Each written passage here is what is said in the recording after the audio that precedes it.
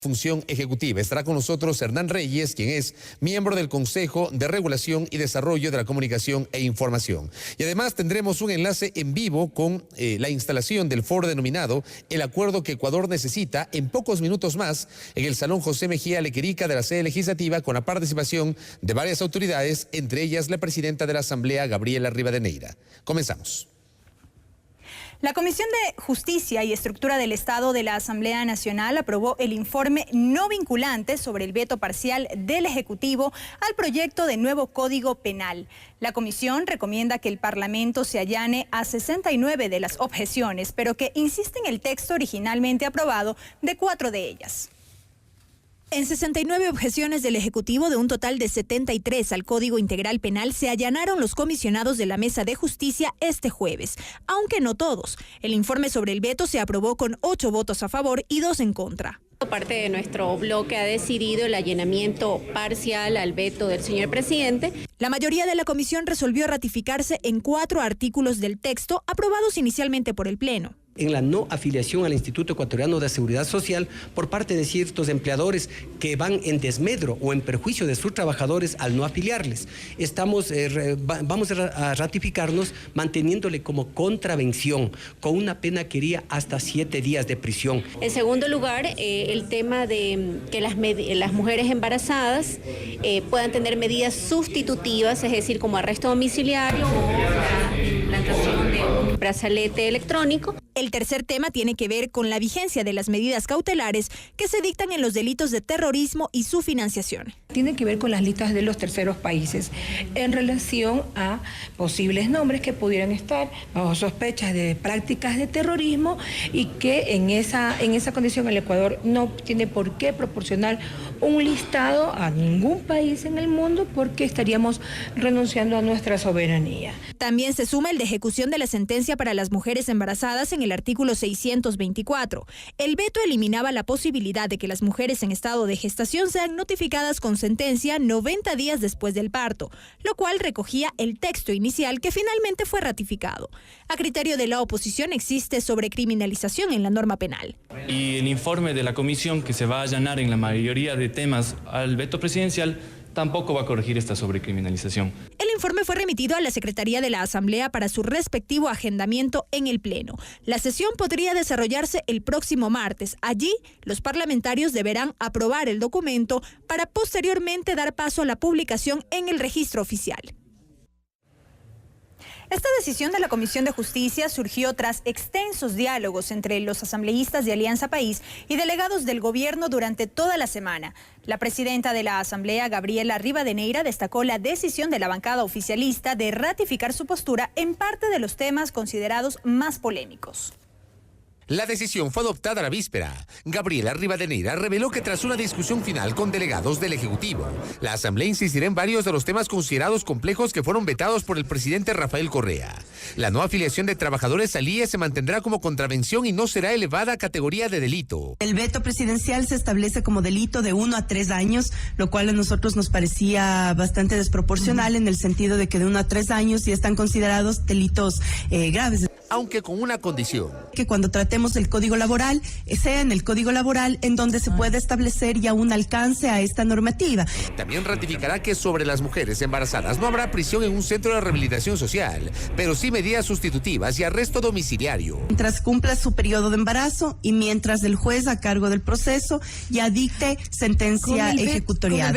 Y tampoco acogerá el veto sobre las denominadas listas consolidadas de terrorismo, las cuales se basarán exclusivamente en las avaladas por el Consejo de Seguridad de las Naciones Unidas. Es el de no aceptar que nuestro país pueda formar parte o aceptar en nuestro país listas de terceros que son consolidadas. En el resto, anunció la presidenta, la Asamblea se allanará la objeción, incluyendo la prohibición de visitas íntimas para los adolescentes infractores, algo que también generó intensas discusiones con el gobierno. Aquí el Ministerio de Inclusión Económica y Social y su ministra tuvo una posición muy clara referente a la aplicación de políticas públicas que precautelan la integridad, incluyendo inclusive sexual de adolescentes. La inminente vigencia del nuevo Código Penal incluye además la figura del homicidio culposo por mala práctica profesional. Rivadeneira defendió el texto aprobado por la Asamblea y que no fue vetado. Es de lado y lado, o sea, aquí no es que solamente vamos a garantizar que el médico haga bien su trabajo. Está demostrado que hemos tenido casos desastrosos en donde médicos sin ningún tipo de moral ni ética han ejercido una práctica como experimento hacia sus pacientes y producto de eso lesiones graves de personas que han quedado postradas, paralíticas o han muerto en el procedimiento. Y reaccionó ante el anuncio de renuncia masiva de los médicos de los hospitales públicos. Están en pleno uso de sus atribuciones laborales y el tema de la renuncia para nosotros también es un tema de mucho respeto. La presidenta de la Asamblea recordó que tras su promulgación en el registro oficial se abrirá un plazo de 180 días para la entrada en pleno vigor del código. Las renuncias anunciadas por médicos del sistema de salud pública en rechazo a la tipificación del homicidio culposo por mala práctica profesional generó reacciones de los asambleístas. El oficialismo aseguró que el texto final surgió de un acuerdo con los galenos. La decisión del presidente de la República de mantener el artículo 146 del Código Penal sobre el homicidio culposo por mala práctica profesional y no vetarlo derivó en la primera renuncia presentada por un médico, según confirmó la ministra de Salud, Karina Vance. En el Parlamento hubo reacciones de rechazo, puesto que argumentan que el texto fue trabajado con los propios profesionales de la salud. Del 100% de ese artículo, de esa disposición, un 30% es lo que nosotros hemos retomado del informe para primero o segundo debate. El resto ha sido trabajado por los profesionales de la salud. Los galenos demandaban que se modifique el inciso en el que se determina prisión de 3 a 5 años para quien, al infringir un deber objetivo de cuidado, ocasione la muerte de una persona por acciones peligrosas, innecesarias e ilegítimas. Planteamiento que no prosperó. Ahora los legisladores demandan cordura a los médicos. Mi llamado sería a los médicos a que se tranquilicen, a los profesionales de la salud a que se tranquilicen y que por favor revisen este proyecto de ley porque también están siendo mal informados. ¿Por qué están renunciando? ¿Acaso temen de sus conocimientos y sus habilidades a través de las cuales podrían llegar, según ellos, a provocar una muerte, digamos, culposa? En ese sentido se crean muchas expectativas, también muchas dudas. El titular de la Comisión de Justicia, en tanto, descartó la posibilidad de que el tema pueda ser ampliado en otro cuerpo normativo, como el Código de la Salud, que deberá ser trabajado por el Parlamento este año.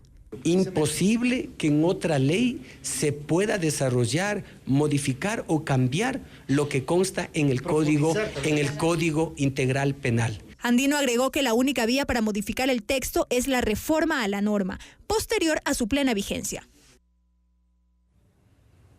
La ministra coordinadora de Desarrollo Social, Cecilia Vaca, negó que exista el riesgo de renuncias masivas de médicos en los hospitales y dispensarios regentados por el Estado. La secretaria de Estado atribuyó estos anuncios a intentos aislados de galenos que se oponen a la nueva legislación. Yo creo que es simplemente un ejercicio de presión que corresponde a la voluntad de pocos y no a la voluntad de la mayoría, donde se ha llegado a un acuerdo colectivo. Es decir, ¿usted descarta renuncias masivas de médicos en el sistema de salud? Descartamos totalmente esa noticia y más vale comunicamos a la población que es importante que conozcan que la postura de los médicos es otro. Ha habido un esfuerzo leal de poder plasmar en esta normativa algo que también identifique los riesgos reales que puede haber en la profesión y que pueda protegerles con un mínimo de contingencias bajo el cual estamos todos de acuerdo. Amables televidentes, es momento de abordar otros temas más allá de la coyuntura netamente legislativa derivada del Código Orgánico Integral Penal. Más adelante estaremos revisando, en cambio, el tema del informe para primer debate del proyecto económico urgente sobre la crisis bancaria del año 99 para cerrar esa crisis y los rezagos de el cierre de los bancos en el año 99. Y abordemos un tema de profundo interés que fue noticia esta semana con la expedición por parte de la función ejecutiva del presidente Rafael Correa del Reglamento General para aplicación de la Ley de Comunicación que está vigente desde junio del año anterior. Hernán Reyes, quien es miembro del Consejo de Regulación y Desarrollo de la Comunicación e Información, está con nosotros en el noticiero de la Asamblea Nacional. ¿Cómo le va? Bienvenido, qué gusto. Fabricio, un gusto estar acá y es un placer informar, digamos, a la ciudadanía que una vez ya expedido este reglamento general, la Ley Orgánica de Comunicación, prácticamente yo diría se tiene la base fundamental, los elementos que son el pivote de la nueva normatividad y por lo tanto de la nueva institucionalidad que va a regir este campo en el Ecuador. 89 artículos, 4 disposiciones transitorias, una final, abordan todos los elementos que había que regular o reglamentar para clarificar algunos aspectos que se pueden ser considerados generales de la Ley de Comunicación vigente. Exactamente, para eso está un reglamento, precisamente para darle operatividad, para darle instrumentalidad a lo que es una ley general. La ley efectivamente se refiere en términos genéricos a una serie de temas. Creo que la Ley Orgánica de Comunicación, para empezar, aborda mucho más que solamente el campo relativo a los medios. Por eso sigo insistiendo cada vez que tengo una tribuna pública, insistir en que no se trata de una ley de medios, se trata de una ley de comunicación que además es una ley, yo diría, única en América Latina. Ahora que estos últimos tiempos me he dedicado también a efectuar ciertos análisis comparativos con otras leyes. Aborda temas vinculados, por ejemplo, con la publicidad, aborda temas vinculados con la producción cultural, aborda temas vinculados con las frecuencias, que antes estaba restringido al campo de las telecomunicaciones. Y si nosotros juntamos esas 4 áreas, comunicación mediática, telecomunicaciones, la parte tecnológica, quiero decir, la parte de publicidad y la parte de producciones culturales, nosotros podemos decir, yo diría con toda justicia, que esta Ley Orgánica de Comunicación aborda a plenitud la defensa y la posibilidad de ejercitar a plenitud los derechos de comunicación y de información. Desmenuzamos algunos aspectos. Quiero empezar con el tema del Internet. Está claro en el artículo 2 que los contenidos del Internet en los blogs, redes sociales, etcétera, no estarán regulados en la Ley de Comunicación a partir de este reglamento. Pero en cambio sí estarán regulados los medios de comunicación que aparezcan en el Internet. Pongo un ejemplo, un portal de noticias, hay algunos portales de noticias que se pueden observar en el Internet. Esos sí estarán regulados. Exactamente, creo que vale la pena esta aclaración. En primer lugar, como ya se había anticipado y guardando, yo diría, el espíritu de la Ley Orgánica de Comunicación, no se regula, no son objeto de regulación ningún tipo de información ni de opinión de carácter personal. Esto quiero yo subrayarlo, que circule a través de redes sociales, a través de blogs, no solamente personales, sino también de webs corporativas o de webs institucionales. Ha habido mucha, a veces, inquietud de instituciones gubernamentales, no gubernamentales, si es que sus páginas web, sus blogs no son objeto de regulación administrativa, como es el ámbito de nuestra competencia, en el caso de la Ley Orgánica de Comunicación. Si me permite una precisión, estamos aquí en la Asamblea Nacional, la web de la Asamblea Nacional ¿no está bajo la regulación de la Ley de Comunicación? Esa es una buena pregunta. Hay que simplemente, yo diría, partir de cuál es la definición de un medio de comunicación. Es la web, existe un medio digital de comunicación en la Asamblea Nacional. Es un portal de noticias, es un portal de información. Eso, es decir, podría ser el equivalente, por ejemplo, de la radio de la Asamblea Nacional, ¿o no? Esa es una pregunta que yo me haría primero, o haría a los responsables de esta página, para decir si es que los contenidos informativos y de opinión son de circulación masiva y opera dentro de la definición de lo que es un medio de comunicación social, sí sería un medio regulado, operando en plataforma de Internet. Porque estamos hablando de que la web de la Asamblea Nacional, por ejemplo, por sus características, emite información. Es decir, usted encuentra ahí no solamente las cuestiones vinculadas a los legisladores, conocer quiénes son los legisladores, las comisiones legislativas, sino también hay noticias vinculadas a la función legislativa y además hay enlaces para acceder tanto a la radio cuanto a la televisión de la Asamblea Nacional. Si es que es la replicación en plataforma Internet de un medio de comunicación público, como es la radio pública, la radio de la Asamblea o la televisión de la Asamblea Nacional, si es que está replicando los contenidos que se están transmitiendo por la radio o la televisión de la Asamblea, correcto, sería considerado un medio de comunicación. Pues podría ser considerado un medio, pero también en la web de la Asamblea se encuentra toda la documentación, archivos, leyes, PDFs de lo que tramita. Esa es una página web, en cambio, de carácter institucional. Pero podría ser la combinación de las dos cosas, porque la web de la Asamblea, de hecho, es la combinación de las dos cosas. Pero ese sitio, digamos, digital en plataforma de Internet estaría operando como medio de comunicación. Solamente ese sitio donde se están replicando informaciones, opiniones y noticias de la radio y de la televisión. El resto de la página no sería objeto de regulación administrativa. Uno de los temas que previamente había generado mucho debate y también resquemores es ¿Qué es información de relevancia o interés público? El artículo 7 lo define. Finalmente, ¿en qué quedó eso? Bueno, ya se decía en la Ley Orgánica de Comunicación que información de relevancia o interés público es aquella que precisamente atañe a la colectividad. Aquí se precisa mejor en el sentido de decir que es aquella que se refiere a la afectación, ya sea en términos positivos o negativos, de los derechos de las personas, que se refiere expresamente a situaciones vinculadas con el orden público o que se refiere a temas vinculados con las relaciones internacionales. Creo que son los tres elementos que pueden caracterizar lo que es de relevancia pública. Y esto es importante porque tiene que ver con otro artículo que está planteado en el, precisamente en el reglamento, que tiene que ver con la censura previa por omisión, el artículo 11. Porque dice la omisión deliberada y recurrente de información de interés público quiere decir de relevancia pública, interés o relevancia pública son lo mismo, se configura como censura previa cuando se haya dejado de difundir esta información en términos, primero, deliberados y recurrentes, y segundo, a fin de obtener en forma ilegítima beneficios propios, perjudicar a un tercero o favorecer a un tercero. Voy a poner un caso, digamos, que se me viene a la memoria. El congelamiento de los depósitos, el feriado bancario y la crisis bancaria del año 99. Hubo, pues, y es de conocimiento público, una suerte de maridaje entre el poder político, el poder económico y medios de comunicación. Muchos de esos medios, con los cuales había una relación directa, e inclusive la propiedad de banqueros, eludieron presentar información al público.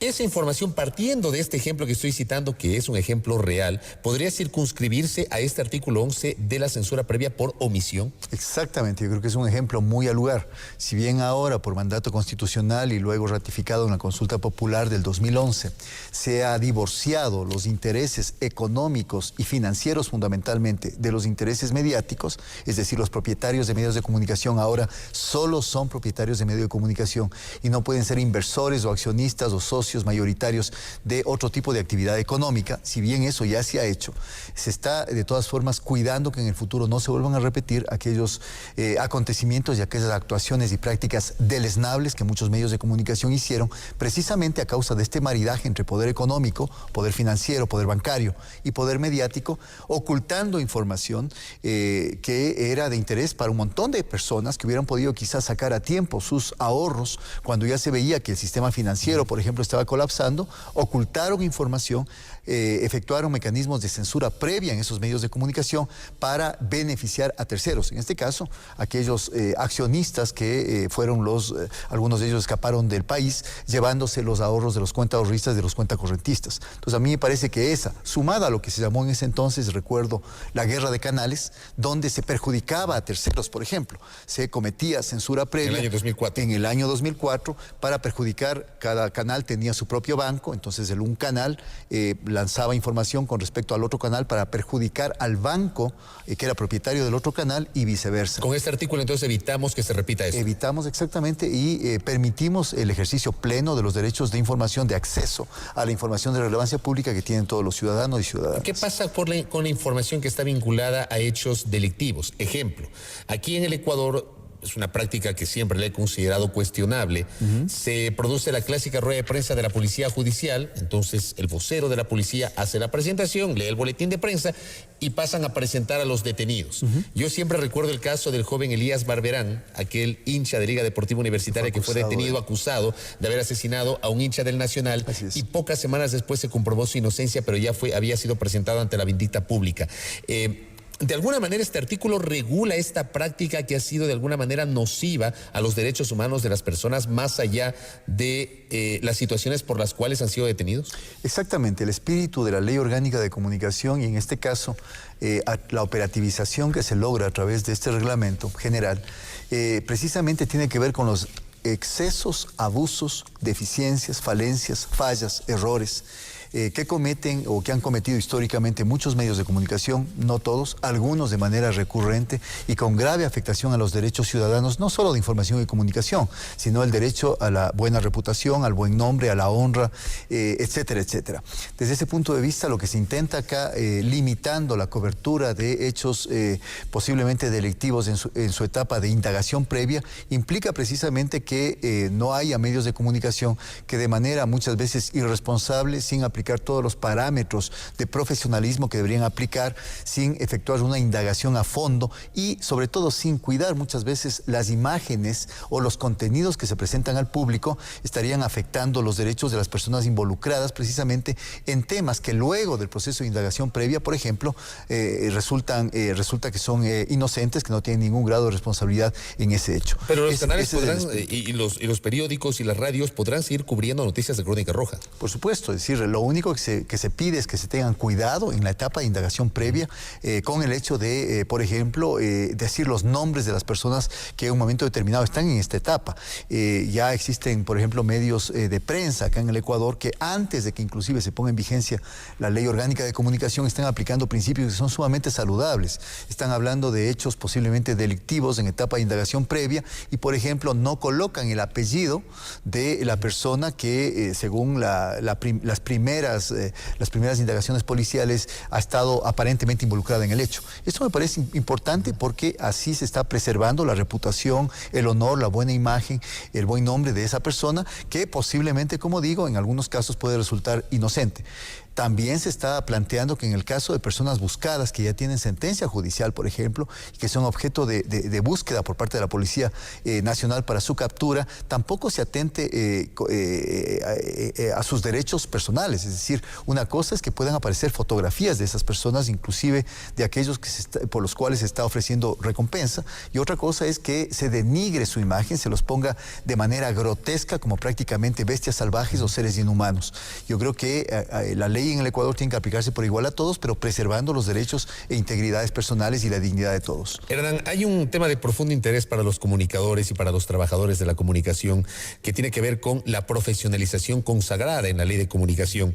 Y esto se recoge en la disposición transitoria primera del reglamento de la Ley de Comunicación que habla, si me permite dar lectura, a partir del 5º año de la publicación en el registro oficial de la presente norma será requisito indispensable para el ejercicio de las actividades profesionales de apoyo a la producción y difusión periodística, tales como realización audiovisual, fotografía, sonido, estamos hablando de camarógrafos, fotógrafos, editores, sonidistas, entre otros, contar con un título profesional correspondiente o con certificación de competencias en tales actividades. Así es. ¿Cómo se va a canalizar esto? Porque es una preocupación general de todos los trabajadores de la comunicación.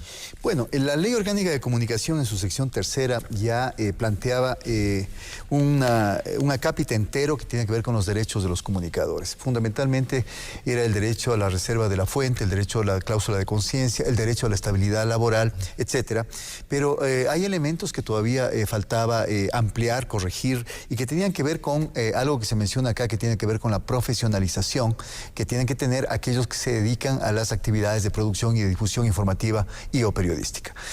Lo que ha hecho el reglamento es, tras hacernos una pregunta a quienes nos referimos cuando hablamos de procesos de producción y de difusión informativa, digamos, indagar y poder analizar cuáles son el sinnúmero de personas que participan en estos procesos. Y desde ese punto de vista, la transitoria que usted acabó de leer significa que nosotros también vamos a apoyar, el Estado ecuatoriano va a apoyar como política de Estado a aquellos que desde su labor como camarógrafos, como sonidistas, como fotógrafos, están participando en actividades de apoyo que son fundamentales, que son actividades importantísimas para la producción y difusión informativa. Desde ese punto de vista se ha planteado dos mecanismos. Por un lado, se ha planteado mecanismos en articulación y en coordinación interinstitucional con la CENESID, con la Secretaría Nacional de Ciencia y Tecnología. Para las universidades. A nivel de educación superior. Con institutos técnicos e institutos tecnológicos. En el Ecuador hay la necesidad de revalorizar, por ejemplo, la labor de los institutos técnicos. En otros países, en Europa, por ejemplo, hay muchos técnicos que la remuneración de los técnicos, el pago de salario a un técnico especializado en una determinada área, a veces es igual o inclusive superior a la de un profesional que tiene un pregrado, llamémoslo así. En el Ecuador a veces se ha dejado atrás y se ha minusvalorado el tema técnico. También tecnológicos. Existen diferencias en las mallas curriculares, en las horas de formación académica que tiene un técnico y que tiene un tecnólogo. Se ha planteado también para el caso, por ejemplo, de camarógrafos, de fotógrafos, tecnologías que puedan estrenarse, digamos, como programas académicos en el país y que lamentablemente no han existido. Y por el otro lado existe la SECAP, el Servicio de Capacitación, que a través de certificados de actualización de conocimientos le van a dar el aval, digamos, a trabajadores fotógrafos que muchas veces tienen toda la experiencia del mundo, han trabajado a veces durante décadas en esta profesión de tomar fotografías, en esta profesión de efectuar grabaciones con una cámara de televisión o de efectuar producción audiovisual y que no tenían este tipo de titulación. El reglamento está hablando de 6 meses a partir de la fecha de la expedición para que tanto la CENESID como el SECAP presenten la oferta académica. Exactamente, y se está hablando... Estamos hablando de julio más o menos. Aproximadamente. Es un proceso complejo. Necesitamos, por ejemplo, tener primero una base de información que es clave para saber la situación, no solamente profesional, dónde están trabajando, cuáles son sus roles específicos, qué nivel de formación tienen formación profesional, no la tienen, etcétera, sino inclusive temas que tienen que ver con la remuneración, cuánto están ganando. Existen tablas salariales, por ejemplo, en el Ministerio de Relaciones Laborales, institución con la cual hemos tenido ya reuniones. Ellos tampoco están muy claros de cuáles puestos de los que tienen ellos clasificados en su lista de ítems de puestos laborales tienen que ver con actividades de la comunicación y actividades de la información. Tenemos datos parciales inconexos. Tenemos, por ejemplo, un dato importantísimo en el caso de los fotógrafos. Existirían aproximadamente cerca de 5.000, 4.700, 5.000 personas que, según el último censo, han dicho que están trabajando en actividades relacionadas con la fotografía únicamente en todo el país. De ellos, 3.700 aproximadamente se autodefinen como fotógrafos, como su principal actividad económica en el país. Pero ese tipo de datos, no disponemos datos de otras profesiones o roles de los que se cumplen en medios de comunicación e instituciones públicas, tienen que ser cotejados, tienen que ser avalados, tienen que ser precisados, y para eso este plazo de 6 meses que nos hemos fijado con la CENESID, con el SECAP y también con el Ministerio de Relaciones Laborales para presentar proyectos de formación y de capacitación que involucren a la mayor cantidad de gente posible. Solo una precisión porque nos hemos extendido, el tema es muy amplio y obviamente le vamos a comprometer para seguir desmenuzando el reglamento. Solo en esta parte, para concluir,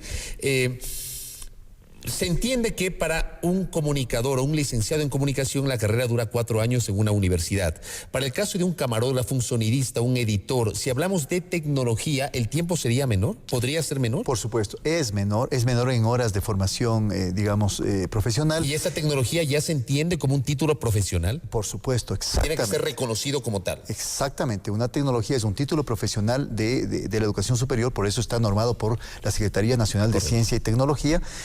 Duraría aproximadamente 3 años, entre año y medio y 2 años aproximadamente los cursos técnicos para técnicos, y desde ese punto de vista también estaríamos brindando todas las facilidades para poner también en operación mecanismos de educación semipresencial, educación a distancia, porque sabemos también que muchos profesionales que laboran en medios tienen dificultades nuevamente para volver a las aulas a tiempo completo. Estaremos haciendo todos los esfuerzos para que la mayor cantidad posible de estas personas, muchas de las cuales son ampliamente experimentados y tienen una gran capacidad profesional, puedan obtener la titulación o la certificación de competencias profesionales para que se cumpla este artículo de la ley orgánica. Le comprometo públicamente, Hernán, le vamos a invitar nuevamente para seguir desmenuzando el reglamento. Muchas gracias por la gentileza. Un gusto. También un agradecimiento al Consejo de Regulación y Desarrollo de la Información y Comunicación, del cual Hernán Reyes es integrante y nos ha explicado una parte, algunos temas muy trascendentes del reglamento que ha sido expedido esta semana por la función ejecutiva. Una pausa.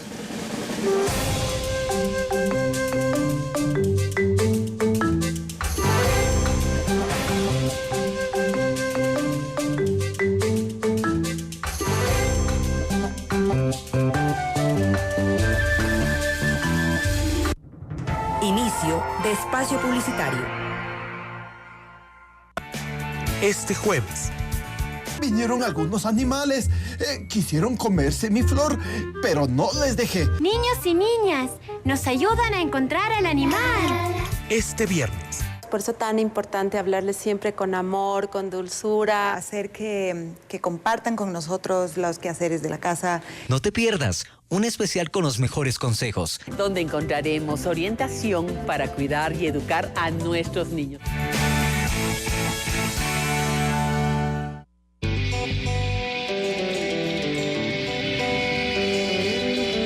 Somos más de 14 millones de personas nacidas en Ecuador.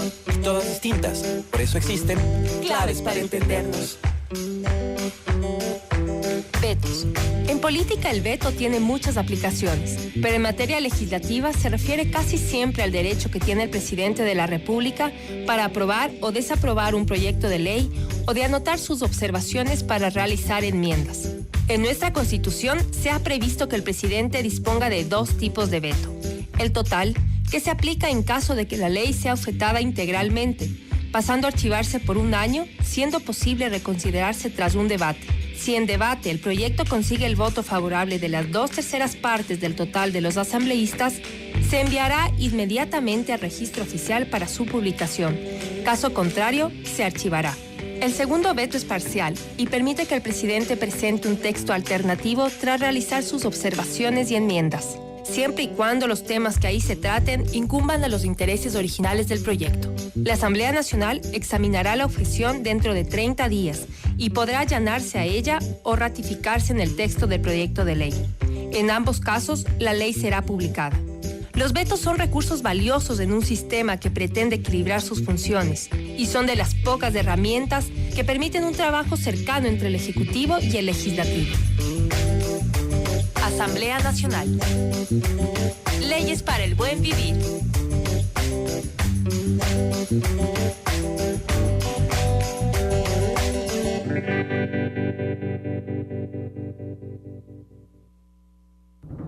Fin de espacio publicitario.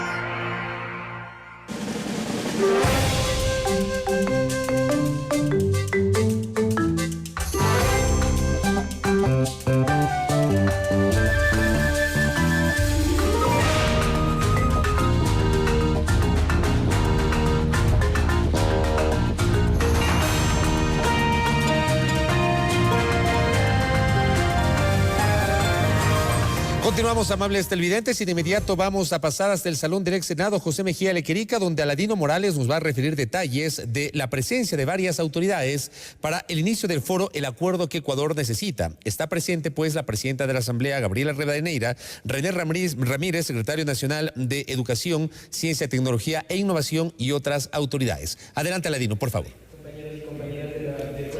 Gracias, Fabricio. Buenas tardes a la audiencia de la Televisión Legislativa. Estamos en esta ocasión desde el Salón José Mejía Lequerica de la Asamblea Nacional, en donde se ha planificado uno de los foros organizados por el Frente Parlamentario Ecuador Sin Hambre, así como también por el Grupo Parlamentario contra la Pobreza y la Desigualdad.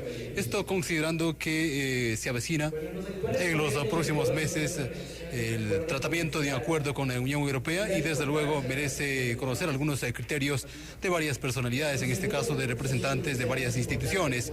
Por esto se ha planificado el foro denominado El Acuerdo que Ecuador Necesita, con la participación de la presidenta de la Asamblea Nacional, así como también de la Secretaría Nacional de Educación Superior, Ciencia y Tecnología, para exponer sobre el tema propiedad intelectual, y desde luego tendremos la participación también de la Subsecretaría Nacional de Planificación del Buen Vivir para los temas relacionados con los acuerdos comerciales, y por último tendremos a una de las representantes de COPISA, de la Conferencia Plurinacional Intercultural sobre la Soberanía Alimentaria, sobre los impactos sobre la soberanía alimentaria del acuerdo que se avecina con la Unión Europea. En este momento, varios son los asistentes a este encuentro aquí en el Salón José Mejía Lequerica de la Asamblea Nacional, y damos la bienvenida a la audiencia tanto de la capital de la República, de Guayaquil, y de la ciudad de Cuenca. Una vez más, bienvenidos y bienvenidas a este foro El Acuerdo que Ecuador Necesita. ¿Cuál es el acuerdo que Ecuador necesita?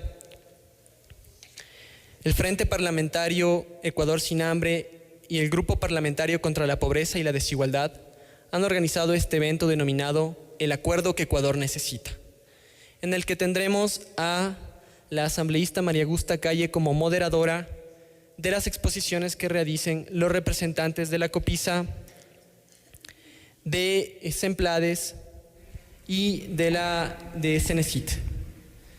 Sin más trámite, quiero dar la palabra a la presidenta de la Asamblea Nacional, Gabriela Rivadeneira, quien realizará una introducción a este debate.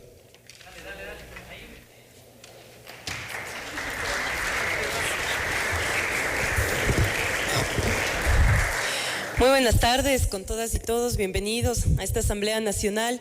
Quiero saludar con muchísimo gusto a justamente la compañera Vilma Suárez, que viene de la Conferencia Plurinacional Intercultural de Soberanía Alimentaria, a Andrés Arauz, subsecretario general de Planificación para el Buen Vivir, a Hernán Núñez, asesor de propiedad intelectual, y a nuestras compañeras Jimena Ponce, coordinadora del Grupo Parlamentario contra la Pobreza y la Desigualdad, y a la compañera María Augusta Calle, coordinadora del Grupo Parlamentario Ecuador Sin Hambre. A todas y todos ustedes, queridas asambleístas, queridos asambleístas, representantes de organizaciones sociales, estudiantes universitarios, organizaciones que se encuentran aquí. Antes de empezar con esto, es necesario hacer un breve antecedente. Justamente cuando nosotros empezamos la militancia política, una de las cosas que había llevado justamente nuestra bandera de lucha, especialmente como jóvenes, y en aquella edad donde las plazas, las calles y las paredes eran también portavoces de la voz de descontento que teníamos muchos sectores ante un sistema neoliberal, justamente una de esas batallas era luchar y tratar de sensibilizar a los gobiernos de turno justamente a no tratar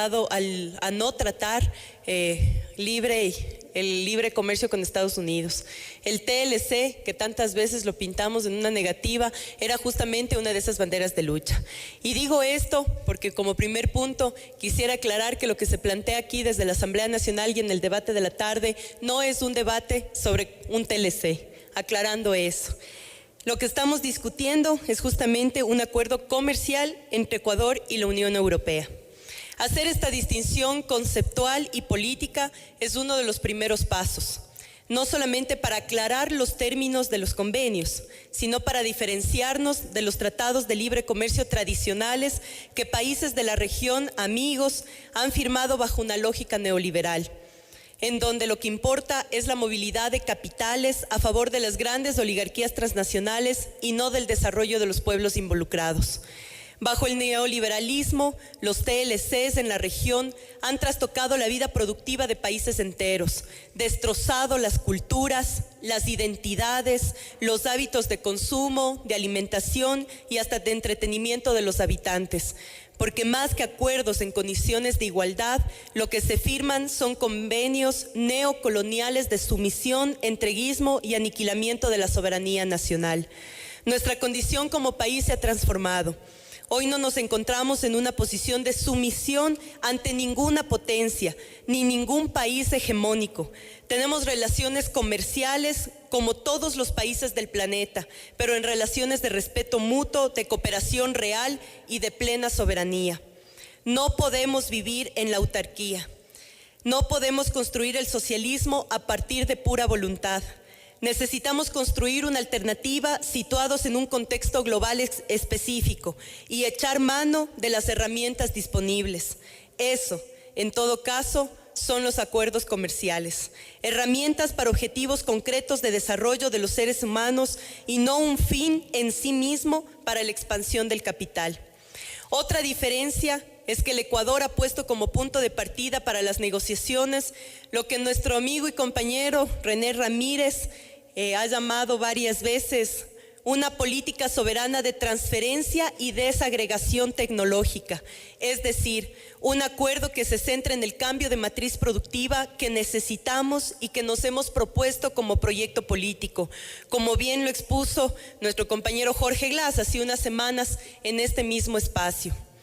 Cabe recalcar que esta política comercial hacia el exterior es enteramente coherente con lo que estamos trabajando internamente, ya que el proyecto político de la Revolución Ciudadana ha invertido por año casi 2% del PIB en educación superior y seguirá haciéndolo cada vez con mayor eficiencia.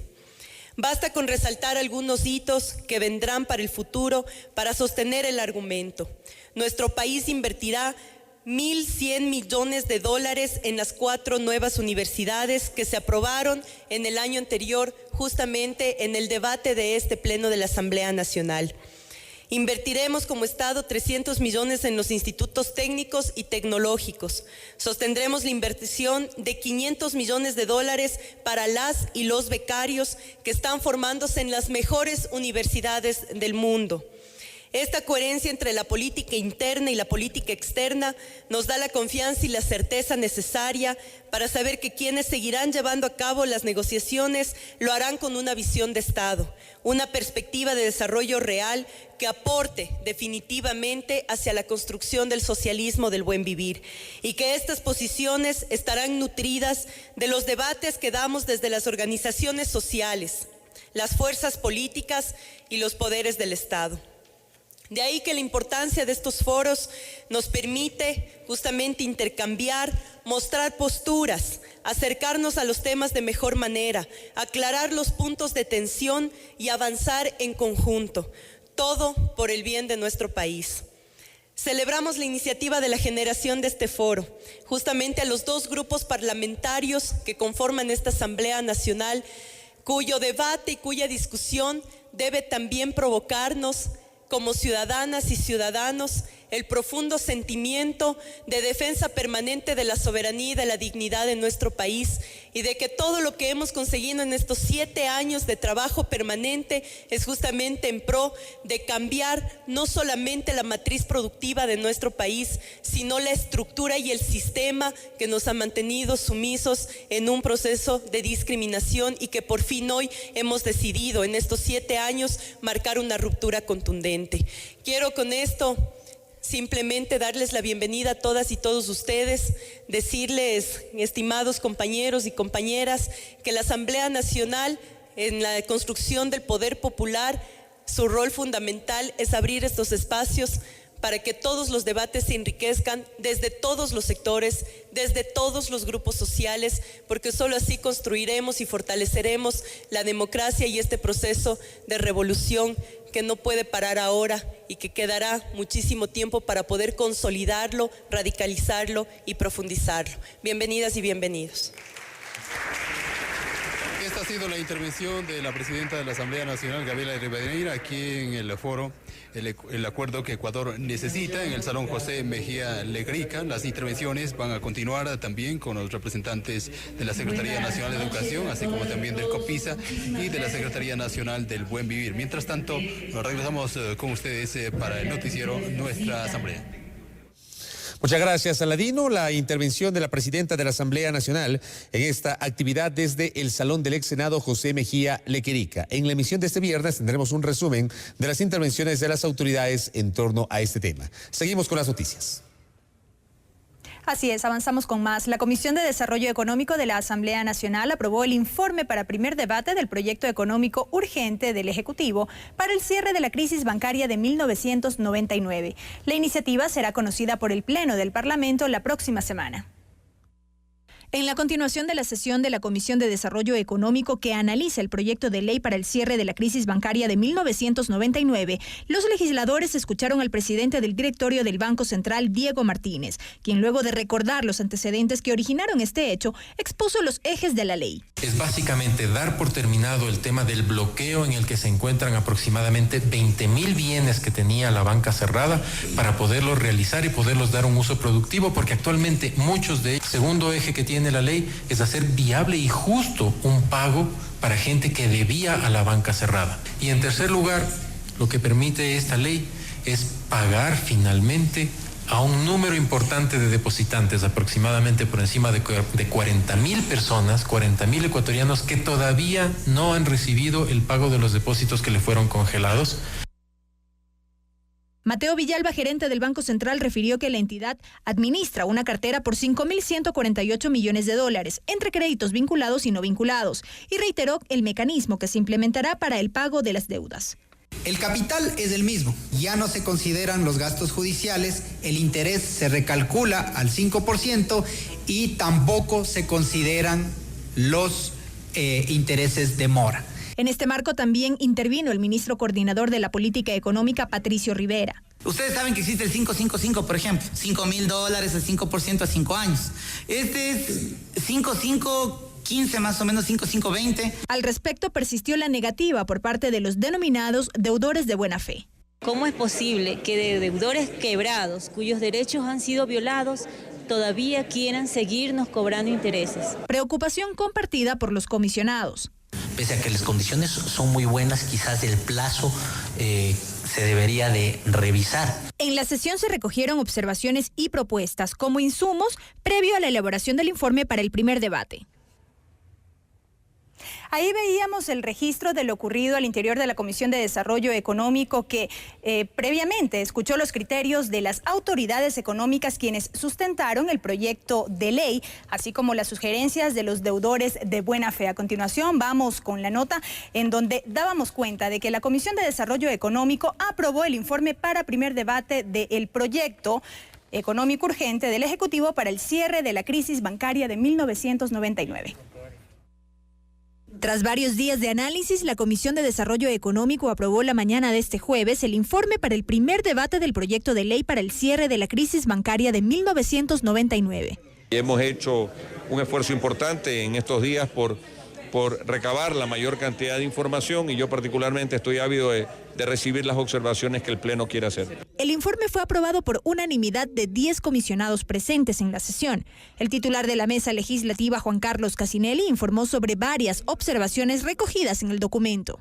Hemos incorporado a la Dirección Nacional de Registro de Datos Públicos como un organismo que debe recibir la información relacionada con, sobre todo, los deudores de buena fe que reestructuran sus deudas para que puedan acceder ahora sí con una información totalmente limpia de este historial crediticio a nuevas oportunidades y aspectos de forma que en general tienen que ver y serán tratados en el Pleno en el primer debate. Hemos incorporado algunas observaciones que nos remitió la Defensoría del Pueblo, aquellos deudores de buena fe. No obstante, se adelantó que hay temas que serán ampliados durante el debate en el Pleno.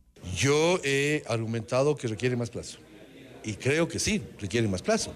Ya se les ha castigado por tantos años, yo creo que merecen el plazo que cada caso amerite, de tal manera que en el plenario argumentaré lo que estoy diciendo en este momento. Los denominados deudores de buena fe mantienen la esperanza de que el Parlamento acoja sus pedidos. Nos ratificamos en todo lo que nosotros habíamos propuesto, es decir, que si es que hay cómo renovar nuestros créditos, que se los haga.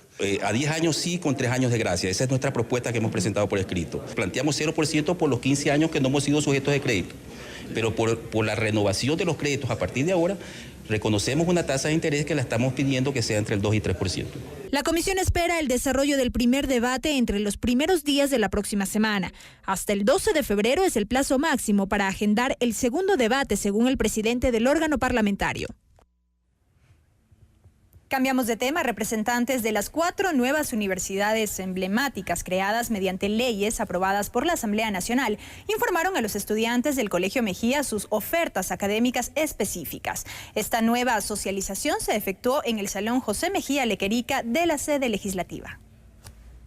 Más de 600 estudiantes del Colegio Mejía de la ciudad de Quito recibieron una amplia información de las posibilidades de estudio en las 4 nuevas universidades creadas mediante leyes que fueron aprobadas en la Asamblea Nacional. La primera información fue sobre la Universidad de las Artes, a cargo de Miguel Ayllón. Invitando a todos, cada uno de ustedes, pues a que se animen a formar parte de este gran proyecto de creación, de producción artística. De alguna manera, me parece que esta instancia permitirá el desarrollo de nuestras identidades. Entre tanto, César Valencia informó sobre las opciones que ofrece la Universidad Regional Amazónica, ICAM. En cuanto al pregrado, se tienen previstas 3 escuelas: la Escuela de Ciencias de la Vida, la Escuela de Ciencias de la Tierra, una escuela de asentamientos humanos. Enseguida la información respecto a la Universidad Nacional de Educación UNAE, sus sedes y el trabajo coordinado. Tiene proyectadas 6 sedes en todo el país y además va a trabajar en concurso, en convenios de la mano con las universidades estatales que tienen facultades de formación de maestros. Y los datos sobre la Universidad de Yachay, especializada en investigación, con Fernando Cornejo. Yachay es una innópolis. ¿Qué es una innópolis? Es un espacio físico en el cual se ubica una universidad, esta universidad que estamos presentando, centros e institutos de investigación públicos y privados, parques tecnológicos y parques industriales. Luego, en representación de la Comisión de Educación, la asambleísta Elizabeth Reynoso resaltó la presencia de los estudiantes del Colegio Mejía. Pareciera un sueño, pero este es el nuevo Ecuador, el Ecuador de la Revolución Ciudadana. Ahora está en nosotros, en el talento humano, aprovechar aprovechar ese conocimiento y que sirva para el desarrollo de nuestro país. Estas universidades empezarán sus actividades en el presente año. Habrá un proceso de nivelación y ya se han firmado convenios con otros centros de educación de varios países. La información en detalle para cada uno de los estudiantes se encuentra en las respectivas páginas web de las 4 instituciones.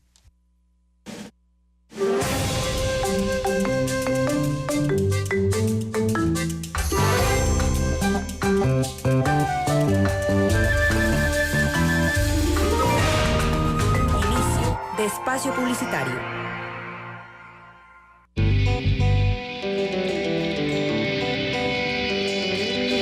La Asamblea nos ha abierto sus puertas.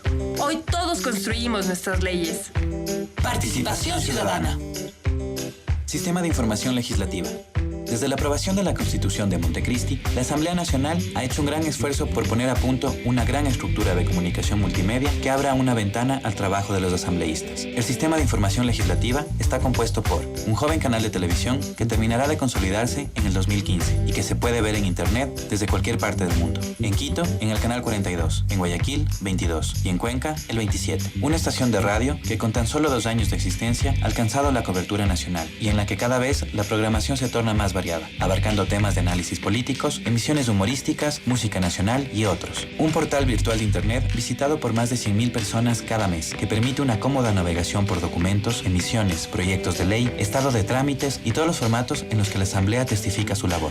Además de toda la información que se transmite desde Facebook, Twitter y demás redes sociales. En nuestro país, la información pública debe ser transparente y de libre acceso. Es por ello que el Sistema de Información Legislativa no solo transmite y documenta los acontecimientos que surgen en torno a la labor de la Asamblea, sino que también los archiva digitalmente y los pone a disposición de toda la ciudadanía. Esta información es de todos, entonces escúchala, sintonízala y navégala.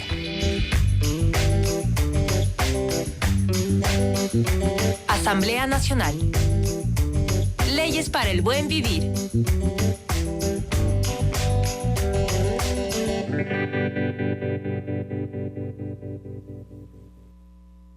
La vuela con sutileza por los pasillos, mientras que sí reafirma su postura.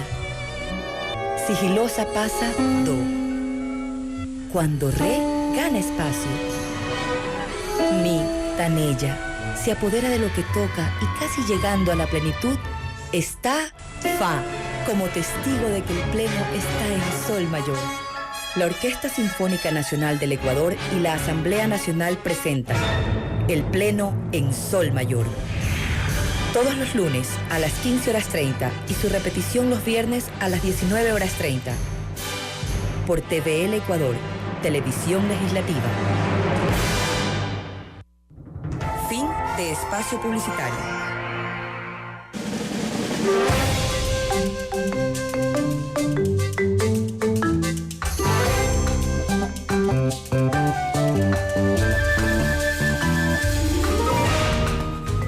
Continuamos informando, amigos. Gracias por su compañía. Les contamos que se conformó el Grupo Parlamentario Amazónico, que tiene como uno de sus objetivos la elaboración de la ley especial para la región amazónica. En la construcción de esta iniciativa participarán los municipios de la región. Por primera ocasión se reunieron las y los asambleístas de varias provincias para conformar el Grupo Parlamentario Amazónico. Nos hemos dado cuenta que no había un espacio para discutir los temas amazónicos. En el encuentro, al referirse a la historia de la Amazonía, recordaron que en el gobierno de Eloy Alfaro se expidió la Ley Especial para el Oriente, normativa que se derogó décadas después, y actualmente se requiere otra normativa que incluso consta como mandato constitucional. El artículo 250 de la Constitución dice una ley especial para la circunscripción territorial amazónica y realmente acá todavía no hemos trabajado eso. Ese es uno de los objetivos.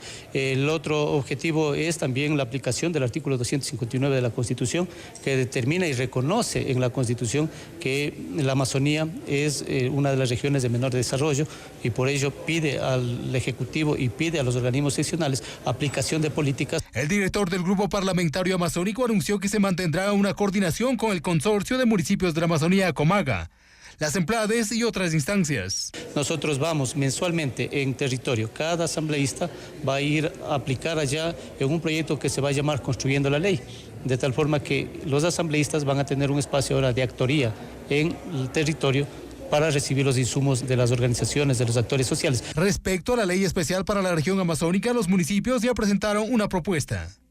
Yo creo que es el momento de unirnos todos los amazónicos para procurar un desarrollo armónico de nuestra región. Esperemos que en algún momento la propuesta sea retomada y se llegue a consensos con otras instancias de los gobiernos locales y del mismo Ejecutivo que tienen otras propuestas. En esta primera reunión se nombró al asambleísta Óscar Ledesma como director, a Gabriela Díaz como subdirectora y a Elizabeth Reynoso como secretaria. Además, se discutió en primera instancia el reglamento del Grupo Parlamentario Amazónico y el próximo martes se aprobará en segunda. Luego se conformará el respectivo directorio.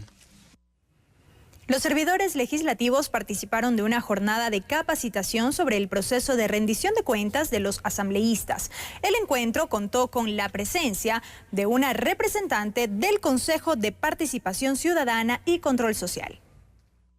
Varios servidores legislativos y asambleístas empezaron un proceso de capacitación sobre la rendición de cuentas de la institución y de los legisladores. Iniciativa de la señora presidenta de la Asamblea Nacional y la coordinación jurídica se logró invitar a la señora Mónica Argüello, su coordinadora general de Participación Ciudadana, y el doctor Diego Racines, que es coordinador jurídico de Participación Ciudadana, a una capacitación que están dando en este momento a todos los asambleístas y asesores de la Asamblea Nacional para que sepan puntualmente cómo hacer la rendición de cuentas en cada distrito o en cada provincia. Para esta orientación se invitó a la subdirectora nacional de rendición de cuentas, Mónica Argüello, quien explicó sobre quiénes están obligados a entregar la información y otros temas. Cuando hablamos de rendición de cuentas estamos hablando de dos ámbitos, si cabe, para la rendición de cuentas en la Asamblea Nacional. Por un lado es la rendición de cuentas de la Asamblea como institución, como entidad, y por otro lado la rendición de cuentas que deberían cumplir cada uno de los señores asambleístas. Por un lado es un deber de las autoridades, de los gobernantes, de quienes están liderando la administración del Estado, y por otro lado hoy es un derecho ciudadano, en el cual el fin fundamental de la rendición de cuentas es lograr que toda esa gestión que ha sido encomendada a quienes están liderando la administración pública a través del voto popular sea devuelta en resultados a la ciudadanía. Así como la gestión, que antes de ser entregada al Consejo de Participación debe ser socializada. Luego recopiladas las observaciones hasta llegar al informe final. Ese informe final de rendición de cuentas con las observaciones ciudadanas integradas es el que se difunde a través de la página web y es el que como institución se envía al Consejo. En el encuentro se aclaró que por este año, al estar en un proceso electoral, la rendición de cuentas a la ciudadanía por parte de los asambleístas se amplía hasta marzo y la entrega del informe final hasta abril. De esta manera, Belkis, amables televidentes, concluimos este espacio informativo. Gracias, Fabricio. Nos vamos, amigos. Gracias por su compañía. Como siempre, les recordamos que ustedes pueden ver el reprise de este noticiero a partir de las 21 horas por los canales 42 en Quito, 22 en Guayaquil y 27 en Cuenca. Y por cierto, seguir la programación de la televisión legislativa en internet en envivo.asambleanacional.gov.es. Muchas gracias.